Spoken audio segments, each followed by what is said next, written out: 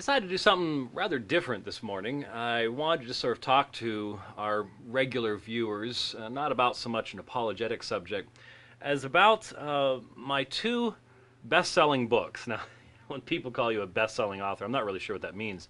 I'm certainly not a best-selling author. I mean, I write Christian nonfiction in apologetic categories, things like textual criticism and the doctrine of the Trinity. That's not going to get you real big book sales these days in most Christian bookstores, and so most of my books have sold fairly small numbers in comparison to almost any type of fiction work or anything like that. But my best-selling book, what do you think that one would be? People who know who I am. It's pretty easy. It's King James Only Controversy. And I wrote this in 1994. It came out in 1995. I need to do an update on it because it's been coming up on 13 years now that this book's been out. It still sells very regularly. It's used as a textbook all across the country. It's been very well received. And of course has gotten me such titles as the High Priest of the Alexandrian Cult and various sundry things like that. But it's definitely the bestseller because it is used as a textbook, and so it sells each and every year. And what I really appreciate about the book is that it reached an audience, the very audience I wanted to reach. It's a friendly introduction to textual criticism. Most books on textual criticism are not overly friendly. They're not overly exciting, things like that. So, it did exactly what I wanted it to do, and it's reached the audience, and it helps to, honestly, I believe, increase a person's confidence in the text of Scripture because they can see how the Bible's been transmitted to us. So even if you've never run into a King James only advocate, believe me, once you do, you're going to want to read the book. But even if you haven't, I think you would find the book a useful read just simply because it helps you to understand where we got, especially the New Testament, why we can trust it, things like that. I wrote the book. I had started actually studying King James onlyism as far back as the early and mid 1980s when I was taking Greek in Bible college. My parents went back to, as I recall, it was Nashville, and they came home from this trip, and they said that there were churches splitting down south over this King James only issue. And so at that time, I had started reading some of the books by David Otis Fuller, The Witch Bible Society, even had a little correspondence with him before his death. And so I had studied that initially, and then sort of moved on from there, didn't have a whole lot of more contact with folks. We even had some programs on King James onlyism on the early editions, the 1980s editions of The Dividing Line on local radio stations here in Phoenix. And then in 1994, a volunteer called and said, you've got to listen to one of the local Christian radio stations. There's this woman named Gail Riplinger on. And I remember listening to the program as I was driving home, almost drove off the road, and ended up being on the air with Gail. I really need to do a couple videos of the resultant programs we had with Gail Riplinger because it was about the last time she ever let herself be put in a situation where she actually had to answer direct questions from people because she just can't do it. And so that then led to my putting my notes together because I had to read her book before we did the program. Putting my notes together, we put this little booklet together. And Christian bookstores from all across the nation were writing and asking for this, and that's what led to the writing of the King James Only Controversy in 1994. And so that's the bestseller. Now, my second bestseller, most people don't even know I've even written the book, and it could not be any more different of a book than the King James Only Controversy. King James Only Controversy, you look in the back here, and there's all these charts with textual variants and manuscript evidence and stuff like this. My second best-selling book is entitled Grieving, Our Path Back to Peace. You couldn't have two more different books, subject-wise, level-wise, audience-wise.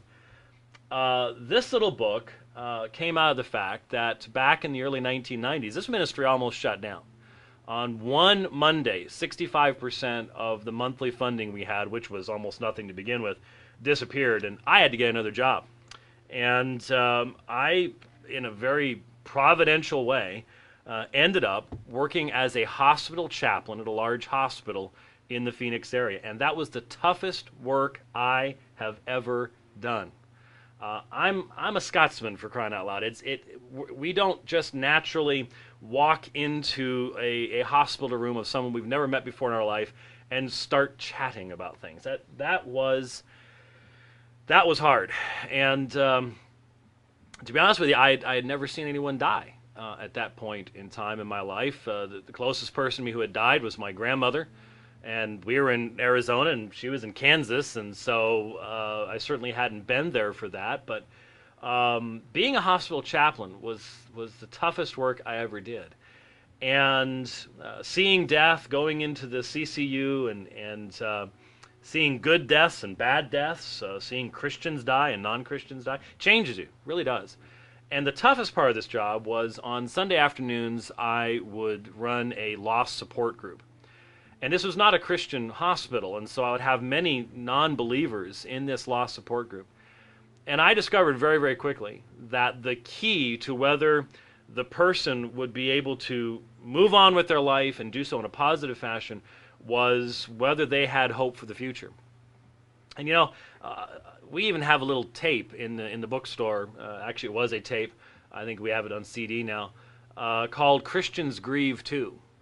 And, some people look at what the scriptures say and say, oh, Christians aren't supposed to grieve. If you actually look at what Paul said, it says, we are not to grieve as those who have no hope. Christians grieve in hope. Anyone old enough to love something or someone will grieve the loss of that something or someone. And we Christians are lousy about talking about death. We should be the best people talking about death, but we're pretty lousy about it. And I learned a lot in the few years that I did that work in regards to grief counseling and the grief process and things like that. I recognize our society doesn't know anything about it. 2 weeks, you'll be fine. But you don't even start hitting the real feelings of grief for months until months after the death. And so what happened was an acquaintance of mine lost his 29-day-old granddaughter in a tragic accident. And I attended the funeral. And there's something just completely unnatural about attending a funeral where the casket is only this large. And so I got back to my office, and I just cleared everything off my desk. And over the next 4 days, I wrote down pretty much everything I knew on the subject of grieving for my friend.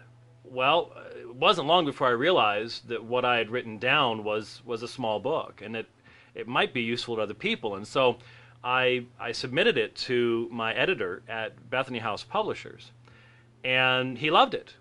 But the interesting thing was, before he brought it into the publishing house, he said, I'm taking your name off of it.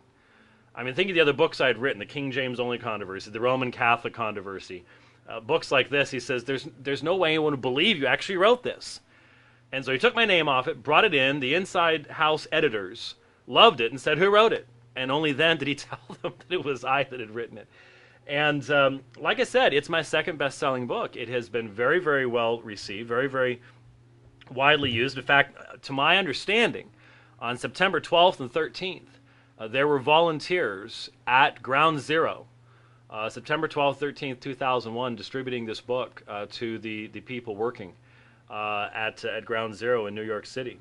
And it's not long. It's very friendly. People who are going through grief don't want huge, long books, tomes to read. Very practical. It's not deep theology. It is written. You really could give it to believer or non-believer, because believers and non-believers both grieve, though obviously it does have a Christian perspective to it. And it has really helped a lot of folks. And it's funny. Both have really helped a lot of folks. When I write books, I don't want to write books that other people have already written. Why should I? I'm not trying to get in on some sort of audience or something like that. I try to write books that meet specific and special needs. And I'm very thankful that my two best-selling books have met very important needs, but very different needs as well. And so thought I'd take some time to share some of the background to some of these books. Maybe I'll do some of the rest of the books too, and if you find it interesting, and give you some idea. Believe it or not, this is in our bookstore. Some people who have followed the ministry for years have heard about this book and gone, you wrote a book on that? Never even seen it. Yeah, well, it's there. And so if you want to take a look at it, what I've done is I keep a few around because, unfortunately, that particular book on grieving, you never know exactly when you're going to need it, and when you need it right then. And so, hope you found this interesting. Thanks for watching.